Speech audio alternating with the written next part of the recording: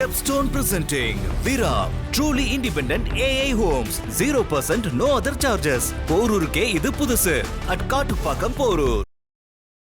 தேசிங் ராஜான்ற படத்துல சூரி நடிச்சிருந்தாரு. இப்ப அவருமே கதாநாயகரா முன்னேறி போயிட்டாரு. அவர் படத்துக்கு விமல் அவர்கள் கேமியோ ரோல்ல வர அளவுக்கு அவரோட வளர்ச்சி பெருசா இருக்கு. இன்னும் ஏன் சார் விமல் சார் அதே இடத்துலயே இருக்காரு? ஆரம்பத்துல இவர் பசங்க மாதிரி படங்கள் பண்ணாரு, தேசிங் ராஜா பண்ணாரு, களவாணி பண்ணார். களவாணிலாம் அவ்வளோ பெர்ஃபெக்டாக பண்ணியிருப்பார். அந்த கேரக்டரை விமலை தவிர அவர் யாரும் பண்ணவே முடியாது.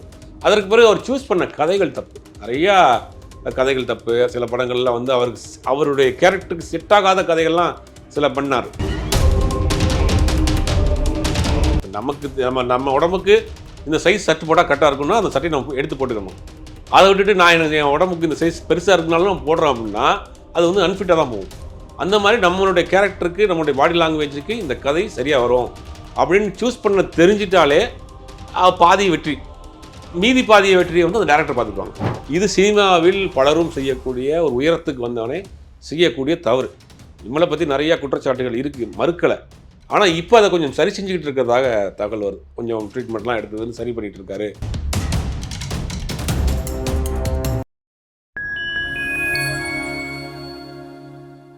ஃபைன் டைம் சினிவர்ஸ் அனைவருக்கும் வணக்கம். இன்றைய சிறப்பு நிகழ்ச்சியில் நம்முடன் இணைந்திருக்கிறார் பத்திரிகையாளர் திரு சுபேர் அவர்கள். வணக்கம் சார். வணக்கம். ஒரு காலகட்டத்தில் இவரோட சேர்ந்து நடிச்சவங்க எல்லாருமே இப்ப வளர்ந்து வேற இடத்துல இருக்காங்க. இவர் அதே இடத்துல இருக்காரு அப்படின்னே சொல்லலாம். யாருன்னு பாத்தீங்கன்னா விமல் அவர்கள் தான்.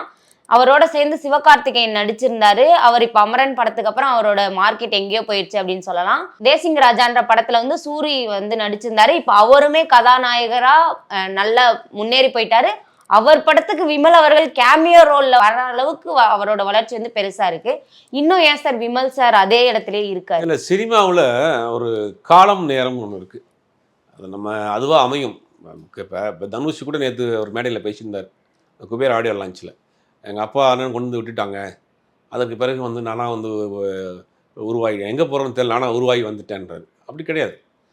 நல்ல நேரத்தில் சரியான நேரத்தில் சரியான ஆட்களை நம்ம சந்திக்கிறதே வெற்றி, பாதி வெற்றி. ஒரு காலகட்டத்தில் நீங்கள் நல்ல டேரக்டர் அவங்க கதை தேடி வரும், அந்த டேரக்டர்ஸ் தேடி வராங்க. அப்போ நல்ல ஆட்கள் நம்மோட சேர்றப்பே அவனுக்கு ஒரு கெமிஸ்ட்ரி ஒர்க் அவுட் ஆகிடும். அந்த மாதிரி ஆரம்பத்தில் இவர் பசங்க மாதிரி படங்கள் பண்ணார், தேசிங் ராஜா பண்ணார், களவாணி பண்ணார். களவாணிலாம் அவ்வளோ பெர்ஃபெக்டாக பண்ணியிருப்பார். அந்த கேரக்டரை விமலை தவிர அவர் யாரும் பண்ணவே முடியாது. அதற்கு பிறகு அவர் சூஸ் பண்ண கதைகள் தப்பு, நிறையா கதைகள் தப்பு. சில படங்களில் அவருடைய கேரக்டருக்கு செட் ஆகாத கதைகள்லாம் சில படங்கள் பண்ணார். ஒரு சாஃப்ட்வேர் இன்ஜினியர் மாதிரி இங்கிலீஷ்லலாம் பேசிட்டு ஒரு படம் பண்ணார். அந்த படம்லாம் என்ன போச்சு. அப்புறம் போலீஸ் ஆஃபீஸர், அப்படி நிறையா படங்கள் பண்ணார். அவருடைய அந்த கதையை சூஸ் பண்ணுறதுல விட்டார். அது என்னென்னா அந்த ஒரு சினிமா பேக்ரவுண்டு இல்லை, இவரை கைட் பண்ணுறதுக்கு ஆள் இல்லை. இது ஒரு காரணம் அவருக்கு. அப்புறம் சில கதைகள் தேடி வரும், அதை நமக்கு பயன்படுத்திக்கிறோம், ரெண்டையும் விட்டுட்டார். அந்த மாதிரியான ஒரு சுச்சுவேஷன் இன்றைக்கி பார்த்தீங்கன்னா இப்பயும் பண்ணுறது. விலங்கு வெப் சீரிஸ்லாம் பேசப்படக்கூடிய விஷயமா இருக்கு. வாகை சுடவா படம்லாம் பள்ளிகளில் கொண்டு போய் திரையிடுற அளவுக்கு ஒரு பேசப்பட்ட படம். அன்றைக்கி அடுத்தடுத்து சர்க்குணமோடு சேர்ந்து பண்ணலை, அடுத்து அந்த பாண்டியராஜோட சேர்ந்து பண்ணல, பெருசாக பண்ணலை. அது ஒரு சில காரணங்கள் ஆச்சு. அதெல்லாம் அவர் சரியாக பயன்படுத்தாமல் விட்டார். அவருக்கான ஒரு சினிமாவில் எந்த பின்பலமும் இல்லாமல் ஒரு சின்ன சின்ன ரோல் பண்ணிட்டு இருந்தார். ஆரம்பத்தில் சின்ன சின்ன ரோல் பண்ணிட்டு இருந்தவருக்கு ஒரு பட ஹீரோவாக வாய்ப்பு கிடச்சி நீங்கள் ஒரு பெரிய உயரத்துக்கு போனவர், அதை அவர் கதைகளை சரியாக தேர்வு பண்ணாமல் போனதுனுடைய விளைவு இன்றைக்கி ஒரு பெரிய இடத்த அடைய முடியல. இதே மாதிரி தான் பரத்து பார்த்தீங்கன்னா காதல்னு ஒரு படம் பண்ணி பட்டி தொட்டி எங்கும் பாய்ஸ் படத்தில் அறிமுகமாகறாரு, காதலில் உச்சத்துக்கு போகிறாரு. அது தொடர்ந்து பார்த்தீங்கன்னா நிறைய படங்கள் நடிக்கிறார். ஆனால் அடுத்து என்ன பண்ணுறாருன்னா அப்படியே அவருடைய கேரக்டர், அதாவது ஒரு ஆர்டிஸ்ட் நம்ம ஃபிக்ஸ் ஆகிட்டோம்னா நமக்கு என்ன கேரக்டர் வருமோ அதுக்கு நம்ம லிமிட் போகக்கூடாது, தாண்டி போகக்கூடாது. இப்போ சூரிய என்ன பண்ணுறாருன்னா ரொம்ப தெளிவான ஒரு வேலையை பண்ணுறாரு. நமக்கு என்ன கேரக்டர் வருமோ அதை மட்டும் பண்ணுவோம். மண் சார்ந்த படங்கள், யதார்த்த படங்கள், ஒரு லிமிட்டு தாண்டி போகக்கூடாது. சூரியை ஒரு அமெரிக்கா ரிட்டர்ன்னு நம்ம ஒரு படத்தில் காட்ட முடியுமா? ஏற்றுக்கிற முடியாது. அப்போ சூரியன் நமக்கு என்ன ரேஞ்சு வரும் அந்த ரேஞ்சுக்குள்ளே பண்ணுவோம். ஒரு ஒரு ஒரு ஒரு ஒரு செங்கல் சூளையில் வேலை பார்க்குற ஒரு நபர், ஒரு கான்ஸ்டபிள், ஒரு மீனவர், இந்த ரேஞ்சு, இந்த மாதிரியான மண் சார்ந்த யதார்த்தத்தை ஒட்டிய படங்களே நம்ம போயிட்டோம்னா அந்த கதையை நம்மளை தள்ளிட்டு போயிடும். அந்த கதைக்குள்ளே உட்காந்துட்டோம்னா கதை நம்மளை கூட்டிகிட்டு போயிருங்கிறது ரொம்ப தெளிவாக பண்ணுறாரு இப்போ வரைக்கும். பரத் என்ன பண்ணார் அப்படின்னா, அந்த மாதிரி பரத்துடைய காலகட்டங்களில் காமெண்டேட்டரே கிடையாது பரத்துக்காக, அந்த மாதிரியான ஆள் இல்லை. அவருக்குன்னு ஒரு இடம் இருந்துச்சு. கரெக்டான படங்கள் செலக்ட் பண்ணி போயிட்டே இருந்தார். அவர் என்ன பண்ணாருன்னா கடைசியில் ஒரு கட்டத்தில் அவர் வந்து ஆக்ஷன் ஹீரோவாக மாறணும்னு முயற்சி பண்ணுறாரு. 2-3 படங்கள், இந்த பழனி இந்த மாதிரியான படங்கள் ஆக்ஷன் ஹீரோவாக, விஜய் அப்போ தான் ஆக்ஷன் ஹீரோவாக மாறி வர்றாரு.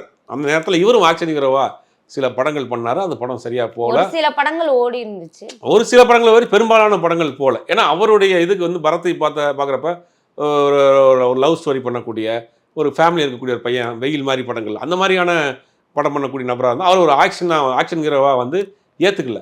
ஆனால் அதை ஏற்றுக்கிட்டு டக்குன்னு அவர் சேஞ்ச் பண்ணி திருப்பியும் போகல. அதவே தொடர்ந்து செஞ்ச விளைவு வந்து அவருக்கு பெரிய கேப் ஆகி போச்சு. அதாவது அவங்களுக்கான கதாபாத்திரம் பொருந்தலை அப்படின்னா முதல்ல நம்மளை சூஸ் பண்ண தெரியணும். இப்போ நமக்கு நம்ம உடம்புக்கு இந்த சைஸ் சட்டு போட்டால் கரெக்டாக இருக்குன்னா அந்த சட்டையை நம்ம எடுத்து போட்டுக்கணும். அதை விட்டுட்டு எனக்கு என் உடம்புக்கு இந்த சைஸ் பெருசாக இருக்குனாலும் நம்ம போடுறோம் அப்படின்னா அது வந்து அன்ஃபிட்டாக தான் போகும். அந்த மாதிரி நம்மளுடைய கேரக்டருக்கு, நம்மளுடைய பாடி லாங்குவேஜுக்கு இந்த கதை சரியாக வரும் அப்படின்னு சூஸ் பண்ண தெரிஞ்சிட்டாலே பாதி வெற்றி. மீதி பாதிய வெற்றியை வந்து அந்த டேரக்டர் பார்த்துக்குவாங்க. அதை வந்து விமல் வந்து பல இடங்களில் அதை மிஸ் பண்ணிட்டார். படங்கள் கிடச்சா போதுன்ற சில படங்களை கமிட் பண்ணார். கதைக்கெல்லாம் கேட்காம ஓகே தெரிஞ்சவங்களுக்கு படம் பண்ணுறோம், ஃப்ரெண்ட்ஸுக்கு படம் பண்ணுறோம் அப்படின்னு நிறையா படங்களை கமிட் பண்ணது விளைவு அவருக்கு பெருசாக போச்சு. ஏறக்குறைய பரத்தும் அந்த மாதிரி தான் விட்டாப்புல.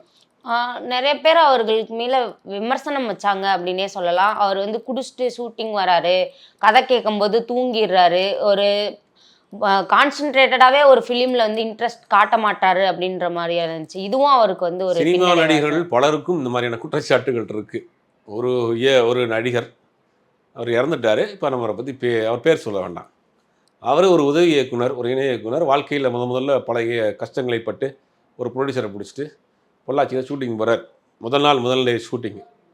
யூனிட்லாம் இருக்குது. யூனிட்லாம் ரெடி பண்ணி ஷூட்டிங் ஸ்பாட்டுக்கு போயிட்டாங்க. முதல் நாள் ஷூட்டிங். இந்த ஹீரோ பொள்ளாச்சி வந்துட்டார். ரூம் விட்டு வெளியே வரவே இல்லை. ஃபுல் டே வரவே இல்லை. பொள்ளாச்சியில் யூனிட்லாம் போய் கேமராலாம் வச்சுட்டு வெயிட் பண்ணுறாங்க. ஹீரோ வருவார்னு வரவே இல்லை. ரூம் விட்டு வெளியே வரல. அவர் வேறு ஒரு கண்டிஷன் அங்கே படுத்து கிடக்காரு. அப்புறம் கடைசியில் அந்த ப்ரொடியூசர் வந்து என்ன பண்ணார், முதல் நாளே இப்படி ஆகிப்போச்சு, இவரை வச்சு படம் பண்ணாலும் அந்த படம் ட்ராப் ஆயிடுச்சு. இன்னைக்கு வரைக்கும் அந்த டேரக்டர் படம் பண்ண முடியல. அது அந்த நடிகரை மட்டும் பாதிக்காம இயக்குனர் இன்னைக்கு வரைக்கும் அந்த டேரக்டர் படம் பண்ண முடியல. அந்த கதை வேற படங்கள்லாம் வந்துச்சுன்னு வச்சுங்களேன். இது ஏன் சொல்கிறேன்னா, இது சினிமாவில் பலரும் செய்யக்கூடிய ஒரு உயரத்துக்கு வந்தவனே செய்யக்கூடிய தவறு. இவங்களை பற்றி நிறையா குற்றச்சாட்டுகள் இருக்குது, மறுக்கலை. ஆனால் இப்போ அதை கொஞ்சம் சரி செஞ்சுக்கிட்டு இருக்கிறதாக தகவல் வருது. கொஞ்சம் ட்ரீட்மெண்ட்லாம் எடுத்ததுன்னு சரி பண்ணிகிட்டு இருக்காரு அப்படிங்கிற மாதிரியான தகவல் வருது. நல்ல விஷயம்.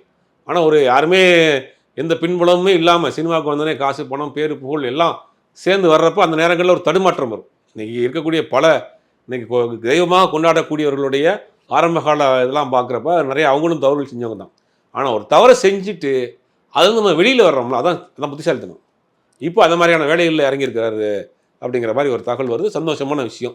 அடுத்தடுத்த ரவுண்டு ஒரு பெரிய ரவுண்டாக வருவாருங்கிற ஒரு நம்பிக்கை இருக்குது. இதுவரை எங்களுடன் பல்வேறு கருத்துக்களை பகிர்ந்தமைக்கு நன்றி சார்.